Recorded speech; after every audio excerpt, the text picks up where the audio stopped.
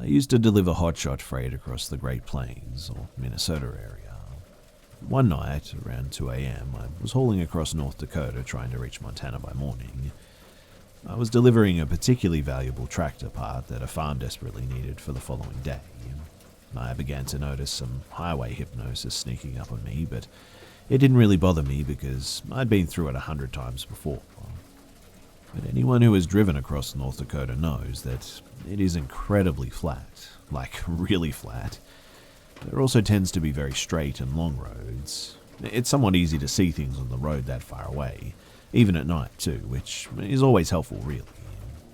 But I noticed something long on the road, spanning my entire lane, approximately half a mile in front of me. I sort of slowed down a little and prepared to move into the opposite lane, thinking that it was some sort of retread off a blown tire or something. As I got closer, I noticed that it was two people though, laying head to toe across the entire lane. I swerved into the other lane, successfully avoiding them, and come to an almost complete stop, but they didn't move, not even an inch. I was just about to back up and check on them, in fact, when I remembered a story that an old greybeard colleague of mine told me once. He told me that in certain remote areas, people will lie down in the middle of the road and wait for a car or a truck to stop and see what's going on. And at that point, the road layers, along with whoever else is hiding in the nearby bushes, will beat the daylights out of the driver, steal his vehicle, leaving him in the middle of nowhere. And at this, I decided not to back up after all. And when the two people in the road saw me put my truck back into gear and drive away, they both got up and walked toward the shoulder.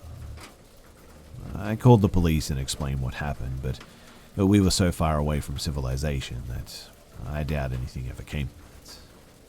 But thanks to that old greybeard, I got to keep my truck, my job, and probably my teeth too.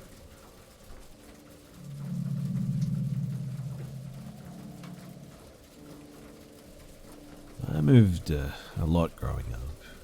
By the time freshman year of high school came around, I had moved 7 or so times, and was about a year and a half into my most recent move. I had found a pretty close group of friends in middle school, and we all went to the high school together as well. But I met him through one of those close friends. They were in a band together, and even though he was almost 4 years older than us, we welcomed him into our group. Sam was easily twice my size, tall and heavy-set, and originally kind of intimidating, although I was never afraid of large men before him. Lesson learned. But at the time, I had kind of a bad home life, and I spent as much time as I could at school, sometimes hanging around the school campus until 6 or 7 at night with this friend group. 3 of us lived in the same direction, and we would walk the half-an-hour trip together until our paths split. And one slightly colder evening, Sam offered to walk me home since the others had gone home already. I honestly thought that he was just being a gentleman. He mentioned something from a previous move when he lived in California. Apparently he didn't walk a friend home and something horrible happened. He left it at that, and so I let him walk me home. We got a bit closer after that too. We bonded over both living in California and exchanged numbers. He would message me late into the night about his depression and self-harm, and I just wanted to help. But a few months later, he tried asking me out. It was this big romantic gesture because he learned a Disney song on the ukulele and sang it to me in the cafeteria.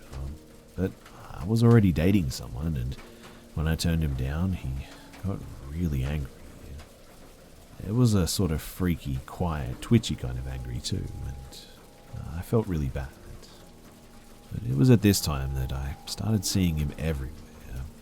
We were still friends and we still hung out in our groups, but I would pass him on the street walking somewhere, and a few minutes later I'd see that he'd changed directions and had started to follow me. He would walk me to my classes by following me in passing periods at a distance. I started to minimize the group time that we would spend together, and he would follow me more. Eventually I had friends meet me at each class and walk me to my next one because, well, I felt unsafe. I mean, he knew where I lived. And then he started to talk. Not to me, but to mutual friends about that one girl in California who he tried to walk home. At first, she just shared my name, some crazy coincidence. Then she had the same brown curly hair and blue eyes, and every time he rambled about her, she became more and more like me. And then he said what happened. Over literal weeks, this fantasy evolved. They were walking home and they were jumped by some guy with a knife. It was a robbery gone wrong on her birthday, January 24th, my birthday, mind you, and she died horribly and he couldn't react in time. She apparently bled out in his arms. Sarah, who has brown curly hair, blue eyes, my name, my birthday, and sounds just like me, bled out in his arms. Each retelling added more and more detail, though, and this guy with this sick fantasy about my death would follow me around and knew where I lived. My boyfriend was abusive, mentally and physically, but I stayed as close to him as I could whenever I could, because if the worst happened, I knew for sure that at least he could throw a punch. I never felt safe at school, or even in our little town, especially walking home from school in the dark. One day, though, at school, he had a huge breakdown, freaked out and ran out of school in a panic. I was sent after him and I found him curled up on the floor. I got closer. I knew about his anxiety and depression, and my safety aside, I wanted to make sure that he was okay. And it was then that he told me this horrifying story that I'd been hearing from mutual friends with some added details. We'd been walking home from a concert in California. We passed a dark alley and a homeless man came out with a rusty knife and asked for anything valuable. I fumbled for my phone. I didn't have anything else on me, and he thought that I was calling the cops. He stabbed me, and once, twice, again and again, and Sam just stood there horrified. He saw red and grabbed a broken glass bottle nearby my body and attacked this homeless guy. He killed him with his own knife, and he told me that he killed someone. My stalker had actually killed someone. It didn't matter how messed up he was anymore. I didn't care if it was just a fantasy or real. I didn't care how it would affect his mental health anymore. I needed to go to the police at this point. I was really scared for my life, to be honest, and my friends convinced me to go to the school counselor first. That morning we went and we told them everything. The stalking, the stories, how he admitted to murder and that was the reason they moved from California, how I was afraid for my life and wanted to call the police.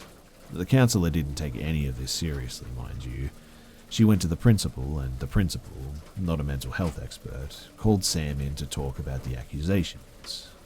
The principal then informed me that he didn't think that Sam had any kind of mental illness or that I was in any danger, and that was that. It was at this point, too, that I pretty much lost faith in all adults, gave up on going to the police, and I stayed with my friend walking me in between classes, hiding behind my abusive boyfriend, and looking behind me every step of my walk home that year. The counselors ended up gaslighting us to the point where this all feels like a fever dream now, and I would think that it's made up if it weren't for my journal entries recording the events, and my growing panic, and also the similar stories from my friend group. But in the end, it was all sort of sorted out. It was a bit of a long process, but I eventually got out of there, and man, am I grateful that nothing ever came of it. Also, just to clarify some potential confusion, I don't actually think anyone actually died in California. I personally think that he's just a pathological liar and that he was so deep in a fantasy that he had convinced himself that it was real. No, I wasn't physically hurt, but it was definitely emotionally scarring, and the threat that he posed to me was definitely 100% real. And like I said, even if he is a liar, the fact that he had these fantasies is probably even more scary.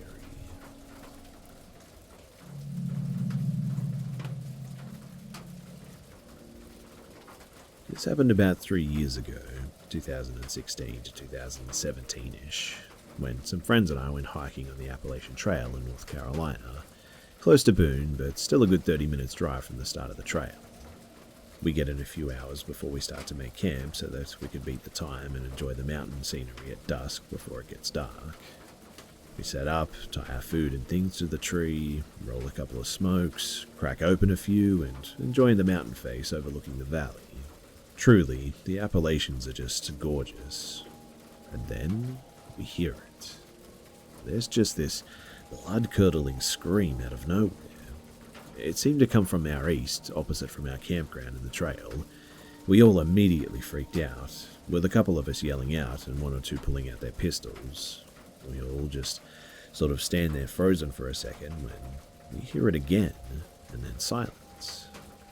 It was like that horror movie silence when everything, like the trees and the birds and the wind, just stops. You could hear everyone breathing like it was against our ear, and none of us had cell service, and it was way too dark to make our way to anything like civilization. So the four of us just sort of holed up together without sleeping until daybreak. Still a bit freaked, we made our way back to our cars in the parking lots. The trail kind of buckles and intersects at times in this area too, so to get back we had to come close where we heard the origin of the scream. Lo and behold, we found in the trail cougar tracks. We hurried back and contacted the local ranger station to let them know, and the ranger just sighed and said something to the effect of, "Yeah, you're not the first this week to tell us." So bottom line, those big cats, they ain't gone just yet.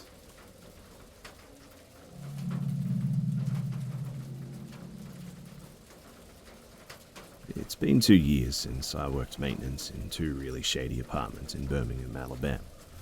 I had made so many poor choices and my life was at rock bottom. $200 a week and a terrible apartment. Not bad for a struggling drug addict, I suppose. I'd been working with the Nashama apartments for about 3 months when I met Tony. He was an average height, late 30s, early 40s, Native American man. He kind of came out of nowhere, but that's not uncommon in that kind of living situation. He dressed nicer than most in our situation, but other than that, he seemed normal. Now, these apartments are under code, at best. Their whole purpose is to get the homeless off the street, so I was grateful for what little I had, but these units were in such terrible shape that Tony and I's job of maintenance is almost comical. Tony was very skilled in flooring and plumbing though, and he was a pretty funny guy. Real quiet, but he'd make quips every now and then, and with a northern accent too. Over the next 2 months, Tony and I became friends. Well, if you can call it that. We worked together though, lived next door to each other, and also used together. You see, Tony was very reserved until he did a line. Then he'd start opening up and he'd start talking about an Indian mafia up north and North Midwest. He talked about how he was born into it, and I've got to be honest that I was high and so was he, so I started laughing because it sounded ridiculous and I was pretty sure that it was a joke. However, I'll never forget the look on his face and his eyes. It was this dead stare with like a slight smirk, like he was somewhere else reliving something, and it was honestly terrifying. I said, "Hey, man, if you ever need to talk," and he said, "Nah, man, it's fine, another life. Let's go get some soft." So we called up dude and went to meet him up the hill like usual. The guy's cousin called back and said that the dude got hemmed up and then he hung up. Tony said, "Well, I know this other guy," and he proceeded to call him up. And as the guy rolls up, I kind of had this feeling in my stomach. Something just wasn't right. Now, Tony had our money and was leaning in the car, and that's when I heard Tony yell, "Nah, screw that," and the guy tried to peel off. Tony had a death grip on this man, dragging him through the driver's window, and Tony screamed, "You trying to stiff me, huh?" And he hit this man so hard that I swear that he was trying to punch through his face. He wouldn't stop, and blood and flesh mixed with gravel on the ground just was everywhere. I screamed for Tony to stop, but he just yelled, "Check his pockets." I said, "I've got it, man, let's go, please." And his face and his eyes, He just looked possessed. And with one more kick to this broken man's head, we fled into the dark. I shouted at him with tears in my eyes and asked him why he did that. I told him that I was a white guy and he was a Native American and we were going to stick out, that they're going to kill us and they're going to find us. And he was like, they won't do that. I punked him out. Besides, he didn't see you. And if he comes around again, and he flashes his 9mm, I'll do him. He said this with a cold matter-of-fact tone in his voice. The tone just sent chills down my spine too. I'd never met someone as terrifying as Tony in my life. The next morning, he told me a bit more, still coked out, mind you. And without saying too much, Tony told me that he worked in a series of Native American casinos, as some who dealt with loans and collections, if you couldn't pay up, that is. Tony and another like Tony would show up and handle it, apparently. He then said that things are different on the reservations. That's what people don't get, as he took a sip of beer. I'm not going to lie, too. I must admit that I was pretty fascinated with his stories, and, I mean, come on, they must have been just stories, right? Over the next few months, though, my worry that someone would come for us settled down some, and we moved on with life, just fixing up apartments, doing drugs, rinse and repeat. Until one day, we're working on a sink, kind of tweaking a little, and up until this point, I would listen to his stories with a childlike wonder. But on this day, he told a story that, honestly, kind of made me feel sick. He told me about this social security scheme that basically consisted of him and his bosses cashing social security checks off people that had cashed in their souls. He said, we had 6 going until it started falling apart. Someone tipped off. The drunk tenant then says, so you guys all finished? Tony smiled and said yes while cleaning up his tools. He smiled and walked out, right by me, and I was kind of stunned from what I just heard. If he was telling the truth, then he was a cold-hearted monster that was also on the run. And if he's lying, then he's incredibly messed up in the head. But at 3 a.m. that night, I found out. I was woken up by the loudest bang that I'd ever heard.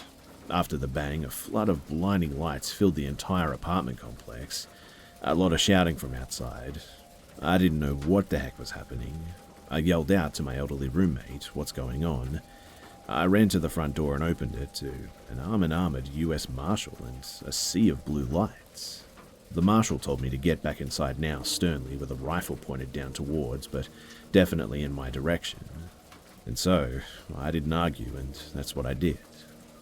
Seeing cops rush our apartment complex is nothing new, to be honest, but this was the most intense one that I'd ever seen. The next morning when I came outside, I noticed that Tony's door had been smashed in. I went to the apartment manager's office and I asked what happened last night, and she proceeded to tell me that Tony had been on the run for a while and had somehow fooled his way into a government-funded HUD apartment complex and job with said government-funded apartments, with some sort of an assumed identity or something. But then she turned to me and said, with a sort of shocked look on her face, Tony, he hurt a lot of people. Every hair on my body stood on end, and all I got out was, oh. I'm not much for conspiracies, but there was nothing on the news about this arrest. I can't find anything on the people about it, and then again, it's pretty embarrassing that a state-funded homeless program let in an on-the-run fugitive and then paid him to work maintenance. So, I can kind of understand the radio silence, I suppose. I only mention this, though, because we had a murder on the apartment grounds. By the way, this guy was also on maintenance. And what little news that there was so incredibly vague that you'd never really know where they were, and they were really careful not to mention that they were HUD houses.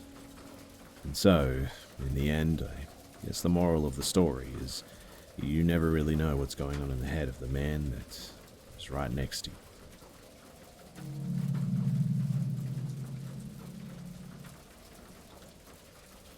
This happened to me about 30 minutes ago. I'm driving to work and it's about 3:30 in the morning. I take 3 different routes to work, but I've been taking the same one for a while since there's construction everywhere else. I'm driving down this road and on the other side of the road is subdivisions.